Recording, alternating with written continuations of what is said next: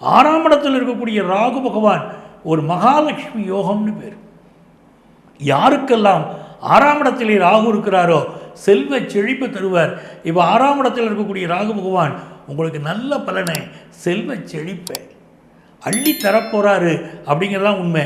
போட்டி பந்தயங்களில் வெற்றி பெறுவீங்க, எதிரிகளை வெல்வீங்க, ஃபினான்ஷியலாக நல்ல பொசிஷனுக்கு வருவீங்க.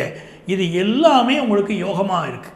சில பேருக்கு சொந்த வீடு வாங்கக்கூடிய அமைப்பு, அந்நிய தேசத்தில் குடியிருக்கோங்கிறாங்க, அங்கே வந்து எங்களுக்கு வீடு வாங்கணும் அப்படின்னா அங்கேயும் நல்ல வீடு வாங்கக்கூடிய அமைப்பு உங்களுக்கு மிகச்சிறப்பாக அமையும்.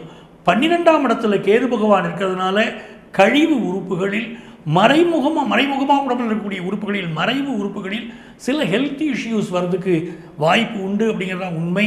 இந்த ஆண்டு நீங்கள் மிகப்பெரிய மேன்மையை அடைய போகிறீங்க, சந்தோஷமாக இருக்க போகிறீங்க அப்படிங்கிறது சந்தேகமே இல்லை. யாரை வழிபட்டால் கன்னிராசிக்காரர்களுக்கு மிகப்பெரிய வளர்ச்சி இந்த காலகட்டத்தில் ஏற்படும் அப்படின்னு பார்த்தீங்கன்னா, பலர் காதல் வயப்படக்கூடிய ஆண்டில் இந்த ஆண்டு கலப்பு திருமணம் கைகூடக்கூடிய ஆண்டில் உங்களுக்கு யாரை வழிபட்டால் நன்மைகள் பெருகும் என்று சொன்னால், சுப்பிரமணிய சுவாமி, முருகப்பெருமான், அவரை வழிபடுகிற போது மிகச்சிறந்த ஏற்றம் வரும். அதை போல இந்த காலகட்டத்தில் சுப்பிரமணியா சென்று வழிபடுவதும் மிகப்பெரிய வளர்ச்சியை உங்களுக்கு உருவாக்கி தரும்.